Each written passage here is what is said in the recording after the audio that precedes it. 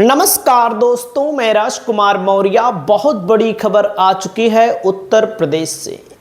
उत्तर प्रदेश के मुख्यमंत्री हैं योगी आदित्यनाथ।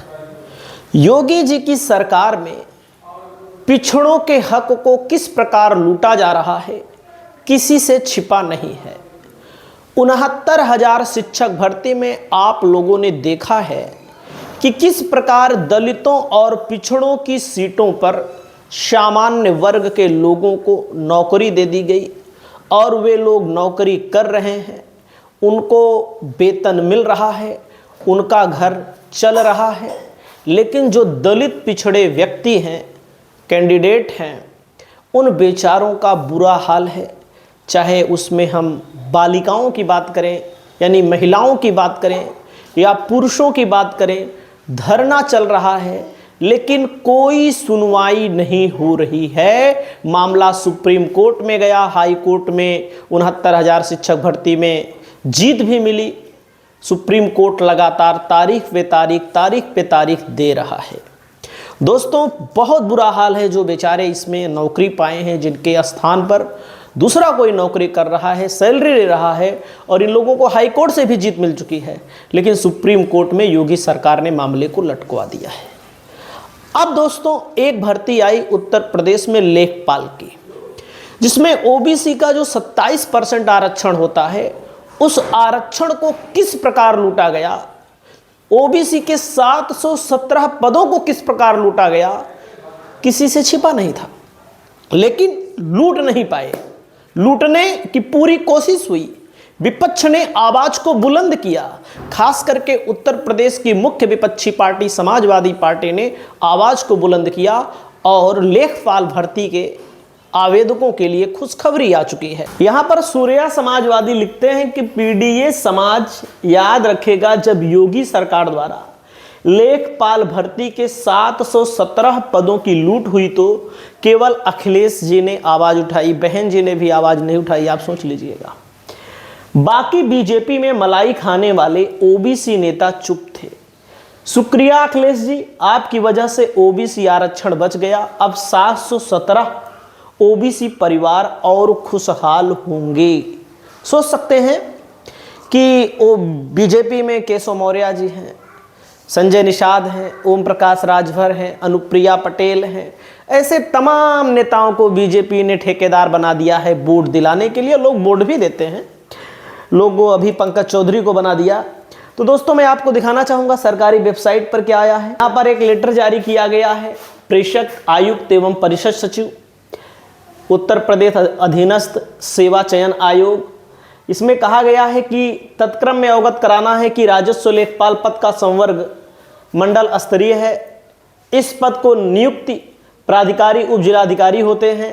मंडल स्तरीय संवर्ग होने के कारण मंडलायुक्तों द्वारा जनपदों से प्राप्त लेखपाल पद पर श्रेणीवार कार्यरत एवं रिक्ति कर्मियों के विवरण के आधार पर मंडल स्तर पर लेखपाल के स्वीकृत पदों के सापेक्ष कार्यरत पदों के आधार पर रोस्टरवार रिक्तियों, लंबवत, क्षैतिज आरक्षण सहित श्रेणीवार गणना करते हुए परिषद को अधियाचन उपलब्ध कराया गया, जिसे परिषद स्तर से संकलित कर समेकित अधियाचन उत्तर प्रदेश अधीनस्थ सेवा चयन आयोग को प्रेषित किया गया है।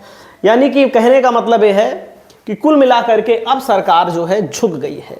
जो सरकार कहा जाता है कि झुकती नहीं, अखिलेश ने आवाज उठाई थी। भाजपा ओबीसी के लिए संविधान द्वारा निश्चित 27% आरक्षण में से 1/3 आरक्षण को नकार कर अपना असली संविधान आरक्षण विरोधी चेहरा दिखा रही है। अब नए नवेले भाजपा के प्रदेश अध्यक्ष जी के सामने आए और ओबीसी आरक्षण की हकमारी से बचाएं विवरण उत्तर प्रदेश राजस्व लेखपाल भर्ती। और यहाँ पर देख सकते हैं 2500 मतलब कि कुल मिलाकर के जो भर्ती आई दोस्तों 7,994 भर्ती आई। ओबीसी को मिला कितना? 1441 मिला। 27% आरक्षण के अनुसार ओबीसी को 2158 मिलना चाहिए था। ओबीसी पदों की जो लूट हुई दोस्तों 717 पदों की लूट हुई। और जब इसको अलग अलग जगहों पर प्रकाशित किया गया वेबसाइटों के द्वारा, नेताओं ने जब आवाज उठाई, लोगों ने जब आवाज उठाई, तो इस पर सफलता मिल गई है। यानी कि 717 परिवार अब खुशहाल हो जाएंगे लेखपाल की नौकरी प्राप्त करके ओबीसी वर्ग के। देख सकते हैं यूपी 888 लेखपाल फार्म 7,994 पद, यहाँ पर देख सकते हैं। इस पर क्लिक करेंगे सरकारी रिजल्ट पे तो आपके सामने 20 दिसंबर से शुरू हो गया है और इस पर फीस जो है दोस्तों 25-25 रुपया है। ओबीसी SC ST के लिए 18 साल न्यूनतम, अधिकतम 40 वर्ष आयु है दोस्तों यहाँ पर। और यहाँ पर जो पद है देख सकते हैं 7,994 पद है। कैंडिडेट मस्ट है पास 10+12 मतलब कक्षा 12 पास होना चाहिए एनी बोर्ड से। तो आप लोग समझ सकते हैं यहाँ पर कि ये एक बड़ी जीत है और इस बड़ी जीत को लेकर के आपका क्या कहना है। देख सकते हैं यहाँ पर नया विज्ञापन जारी करना पड़ा यूपी 888 को। यूपी लेखपाल भर्ती का नया विज्ञापन जारी करने का आदेश, तैयारी गड़बड़ी पर योगी सरकार ने फटकार भी लगाई। लेकिन अगर विपक्ष आवाज़ ना उठाता तो मैं आपको सभी को बताना चाहता हूँ यहाँ पर मामला फंस जाता और ओबीसी वर्ग को जो सीटें मिलने वाली थी 1441, 717 पद और ओबीसी के लोगों को मिला है, यानी कि अब 27% आरक्षण पूरा हुआ है।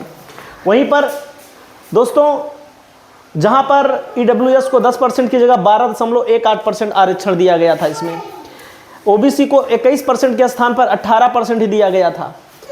तो कहने का मतलब है अनुसूचित जनजाति को 2% के स्थान पर 1.87% दिया गया है। तो इस तरह से लगातार उत्तर प्रदेश में अनेक भर्तियों के घोटाले सामने आते हैं। इस पर आपका क्या कहना है। 69,000 शिक्षक भर्ती दोस्तों, 69,000 शिक्षक भर्ती के मामले में सुप्रीम कोर्ट में अहम सुनवाई हुई थी 16 दिसंबर को। पहले कई बार टल चुकी है। 16 दिसंबर के बाद 69,000 शिक्षक भर्ती वालों की सुनवाई को कर दिया गया दोस्तों 4 फरवरी। आखिरकार इन बेचारों को खुशखबरी कब मिलेगी। ये लोग वे हैं जो नौकरी पाए हैं, रोड पे टहल रहे हैं, जिनके घर का हाल बेहाल है बेचारे। मतलब ना कोई मजदूरी करने पर मजबूर है, कोई प्राइवेट छोटी मोटी नौकरी करने पर मजबूर है और लोगों की आशा रहती है, उम्मीद रहती है सरकारी नौकरी की तैयारी वे लोग करते हैं बेचारे जो गरीब परिवार से होते हैं, एक नॉर्मल छोटे परिवार से होते हैं, जिनका सपना होता है कि सरकारी नौकरी पाएंगे तो हमारा जीवन सफल हो जाएगा, अपने बाल बच्चों का भविष्य देख लेंगे। बेचारे तड़प रहे हैं। मतलब कि इनको देखकर मुझे दया आती है। देखो भाई, मैं तो इस श्रेणी में नहीं हूँ, मुझे नौकरी तो नहीं चाहिए, ये वाली नहीं, कोई भी नौकरी नहीं चाहिए। मैं तो यूट्यूब पर काम करता हूँ अपना। लेकिन ठीक है, लेकिन इस तरह से सरकार को गलत कार्य नहीं करना चाहिए। सरकार को इस तरह से लोगों को उदास नहीं होने देना चाहिए। योगी सरकार अपने आप को कहती है हम दलितों के साथ हैं, पिछड़ों के साथ हैं। क्या बेचारे हिंदू नहीं हैं? बताओ। ये लोग पूरी तरह से टूट चुके हैं, लेकिन लड़ाई लड़ रहे हैं। हाई कोर्ट से जीत मिल चुकी है, सुप्रीम कोर्ट से भी सुनवाई हो तो जीत मिलने की उम्मीद है। आप लोगों की क्या राय है? आप लोग अपनी राय को बताएं। नमस्कार।